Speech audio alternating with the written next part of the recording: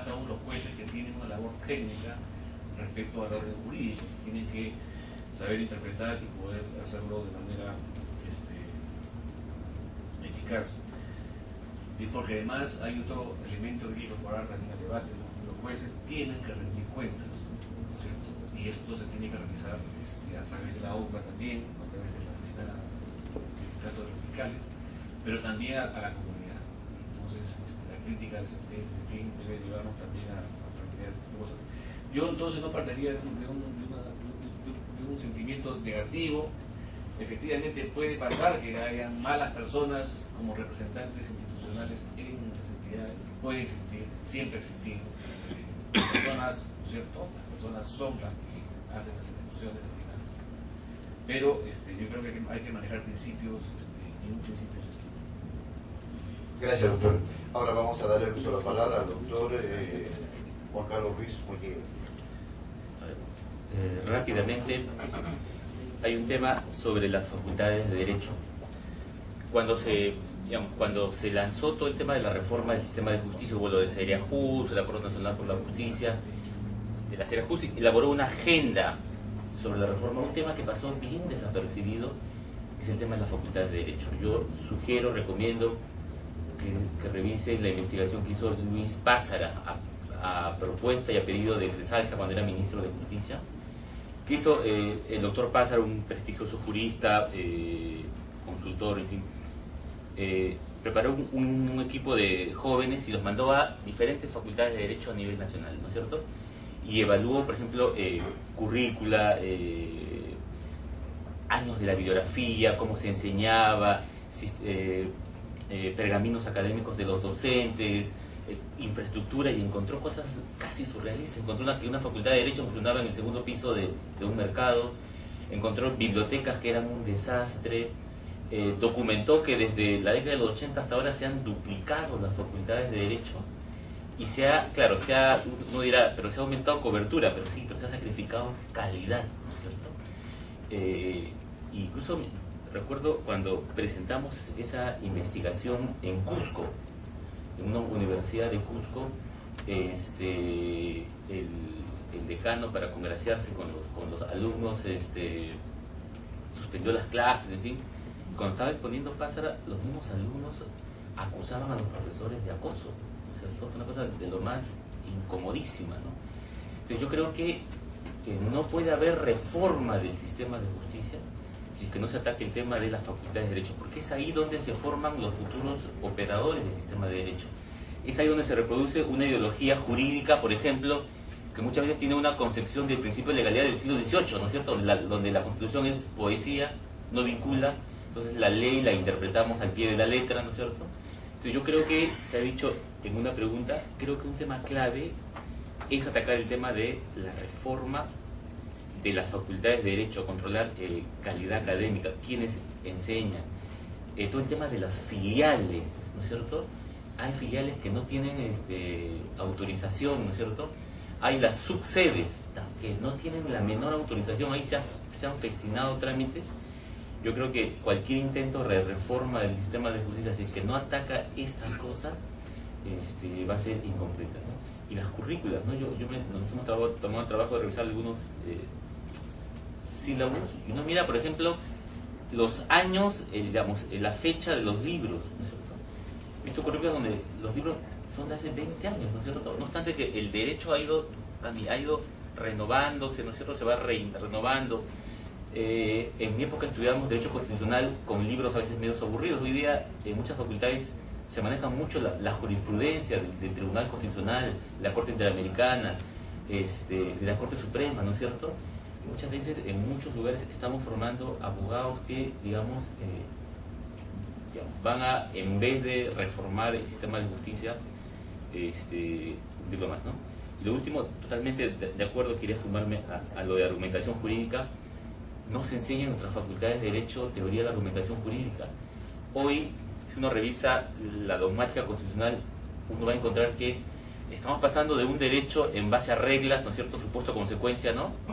Y estas se aplican en base a la suscripción, a un modelo jurídico donde se tienen que aplicar principios, y los principios suponen principios de juicio de ponderación, ¿no es cierto? hoy se reconoce que no hay regla para todo, entonces el juez tiene que interpretar, tiene que integrar, el juez tiene un margen de interpretación desde la Constitución, ¿no es cierto? Hoy se reconoce que el sistema jurídico no es un conjunto de normas que son ética, digamos, y valorativamente, digamos, unívocas, sino contradictorias muchas veces. Entonces, el margen de interpretación del juez hoy en día es mucho mayor. O sea, si partimos de que el juez, de que la Constitución es vinculante y que tiene normas, digamos, abiertas, indeterminadas, muchas normas principalistas, se abre el margen de interpretación del juez.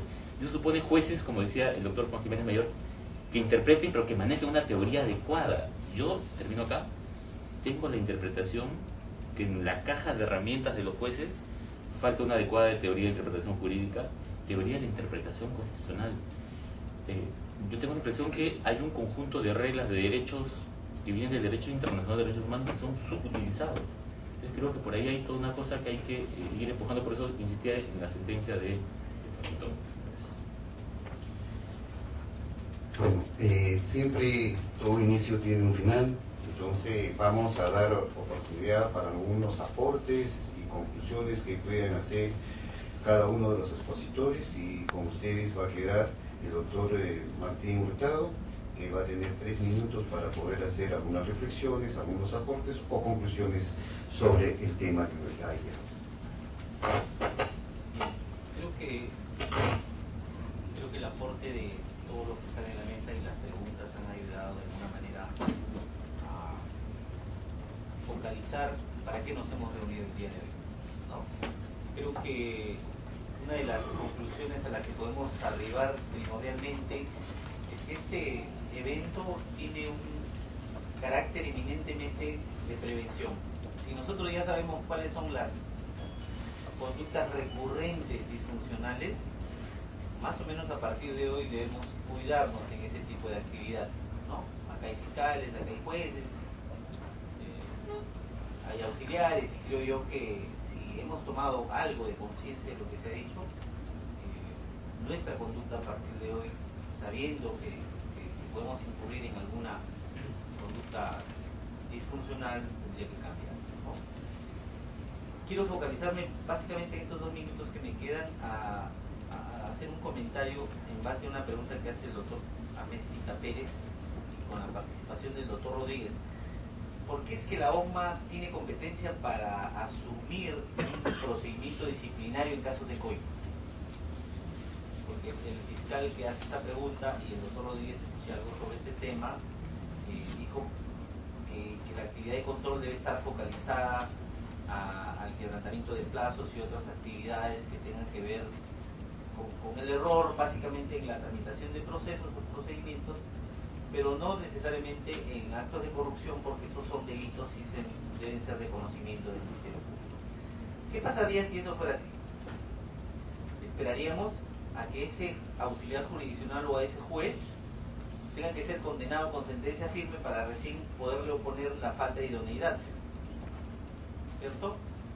Si esperamos que eso fuera así, ese auxiliar o magistrado no podría ser abstenido, o como lo llama ahora la nueva ley, separado temporalmente del cargo.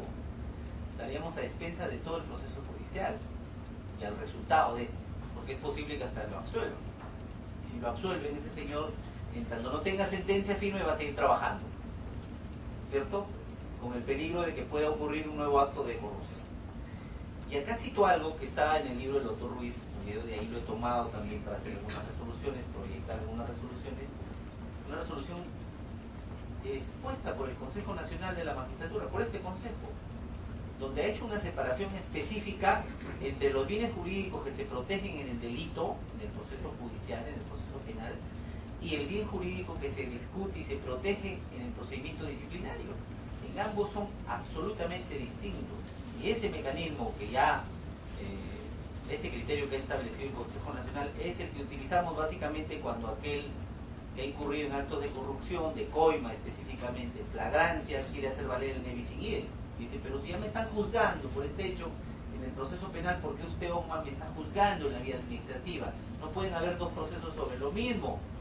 Y la respuesta ya le dio el Consejo Nacional. Los bienes jurídicos protegidos en ambos procesos, el judicial y el administrativo, son absolutamente distintos. Y no se puede entender de otra forma. porque si no estaríamos creando la posibilidad de dejar a expensas de la decisión judicial lo que puede ocurrir con ese magistrado o ese auxiliar jurisdiccional.